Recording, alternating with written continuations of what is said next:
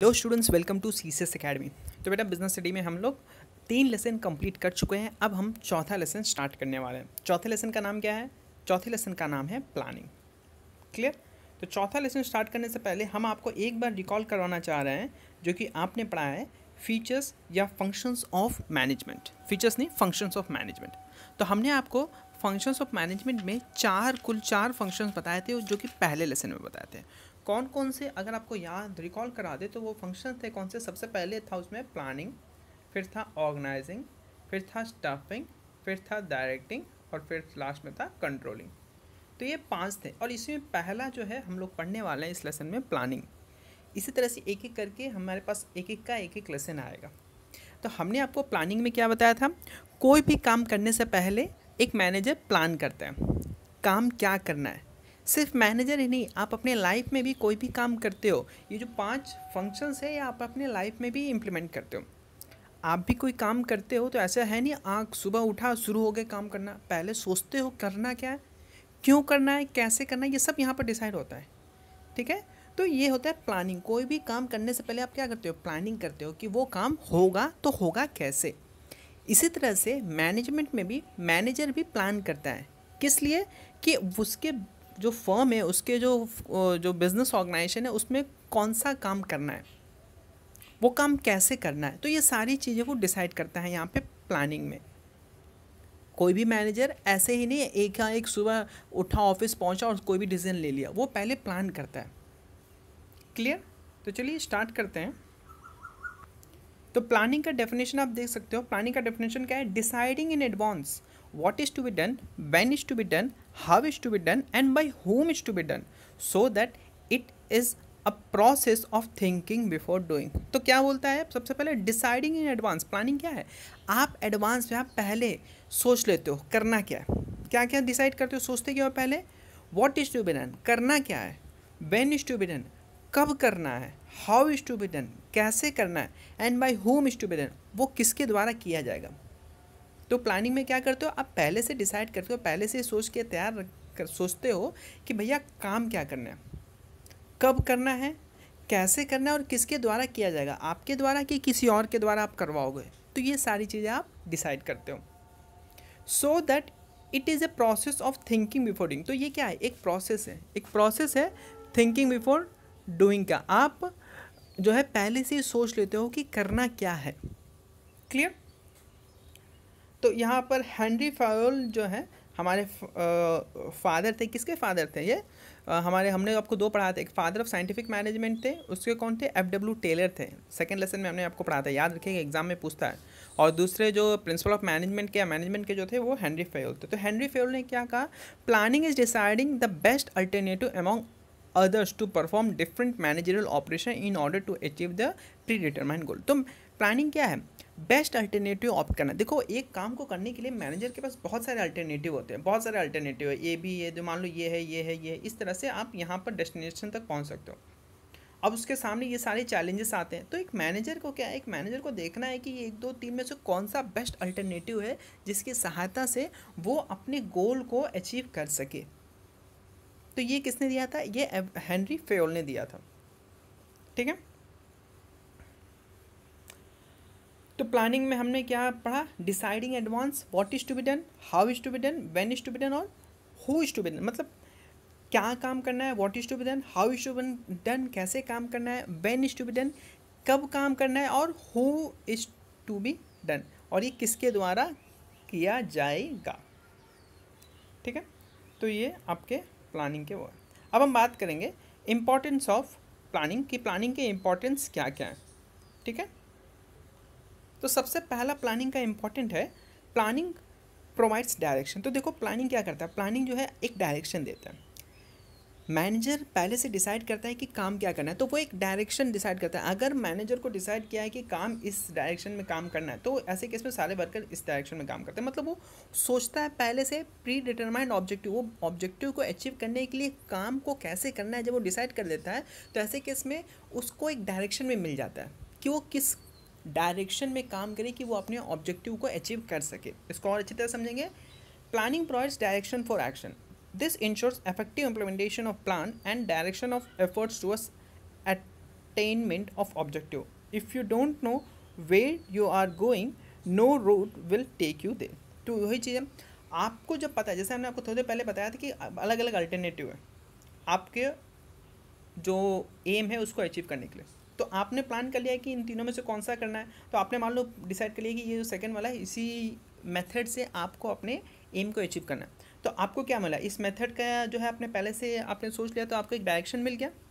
ठीक है, आपको पता है कि इस डायरेक्शन में जो मेथड बता रहा है, जिस डायरेक्शन में, उस डायरेक्शन में अगर हम काम करेंगे तो ऐसे केस में हम अपने गोल्स को, हम अपने एम्स को आसानी से अचीव कर पाएंगे। अच्छा, अगर हमारे पास कोई वो नहीं रहता, कोई ऑप्शन नहीं रहता, तो ऐसे केस में क्या होता है, क्या हम अपने एम को अचीव कर पाते हैं? नहीं, हमें पता ही नहीं करना क्या है। आपको आपके घर से स्कूल जाना है, ऐसे सिंपल वे में समझिए, आपको अपने घर से स्कूल जाना है। अब आपके पास अलग अलग ऑप्शन है, आप अपने घर से पैदल जा सकते हो, साइकिल से जा सकते हो, स्कूटर से जा सकते हो, हेलीकॉप्टर से जा सकते हो, एरोप्लेन से जा सकते हो, मान लो फाइटर प्लेन से जा सकते हो। तो आप इनमें से कौन सा बेस्ट अल्टरनेटिव यूज़ करोगे जो कि आपके रिजनेबल, मतलब आपके लिए आसान भी हो और वो आपके पॉकेट फ्रेंडली भी हो, उसको आप कर भी सकते हो। जैसे सबसे सिंपल है, आपके स्टूडेंट के लिए साइकिल से पहुंच गए, गाड़ी लेते तो उसके लिए पैसे चाहिए, पॉकेट मनी है तो ठीक, नहीं तो फिर प्रॉब्लम हो जाएगी। तो सबसे बेस्ट अल्टरनेटिव साइकिल से पहुंचना। तो आप साइकिल से पहुंचते हो तो आपको पता है डायरेक्शन सड़क है, तो आपके पास प्लान किए पहले कि जाना है, साइकिल से जाना है, रोड से जाना है। तो ऐसे केस में आपको एक डायरेक्शन भी तो मिल गया। तो वही चीज़ तो है ये भी, कि प्लानिंग क्या करता है, आपको एक डायरेक्शन प्रोवाइड करता है। अगला क्या है, प्लानिंग रिड्यूसेस अनसर्टेनिटी। तो ये क्या है, planning enables an organization to cope up with uncertainty and changes. With the help of planning, an enterprise can predict future event and make due provision for them. तो planning की सहायता से क्या करते हैं, जो अनसर्टेनिटीज होते हैं उसको हम लोग शॉर्ट आउट कर सकते हैं। जैसे हम प्लान कर लिए कि हमें जो है, हम जैसे अगर फैक्ट्री है, जैसे अब मान लो आप स्कूल ही जाते हो, ठीक है, आप स्कूल जाते हो तो आपने क्या किया, अपना प्लान किया कि चलो हम अब साइकिल से जाएंगे। लेकिन आपको फिर याद आएगा, देखो चलो अभी तो गर्मी का मौसम है, अभी तो चल जा रहा है, लेकिन मान लो बारिश हो गया, तब क्या करेंगे? तो जब बारिश होगा तो पहले सोचोगे, देखो अगर साइकिल से जाएंगे तो हम रेनकोट खरीद लेंगे। तो ऐसे केस में हम साइकिल से जाते रहेंगे तो हमारे रेनकोट की सहायता से हम जा पाएंगे, बारिश में भीगेंगे भी नहीं।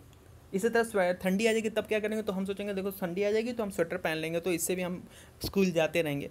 तो यही क्या है, अनसर्टेनिटीज़ को रिड्यूस कर देता है। जब आपने पहले से प्लान कर लिया कि आपको स्कूल जाने के लिए क्या क्या, किस तरह से आप जाओगे गर्मी में और बरसात में, तो ऐसे केस में आप जो है अनसर्टिनिटीज़ को रिड्यूस कर लेते हो। इसी तरह से बिजनेस में भी, बिजनेसमैन भी अपने अनसर्टिनिटीज़ को रिड्यूस कर सकता है। वो पहले से डिसाइड कर लेता है कि भैया ऐसे ऐसे सिचुएशन अगर आएगी तो हम कौन कौन से ऑप्शन को अपना सकते हैं, तो वो पहले से ही प्लान कर लेता है।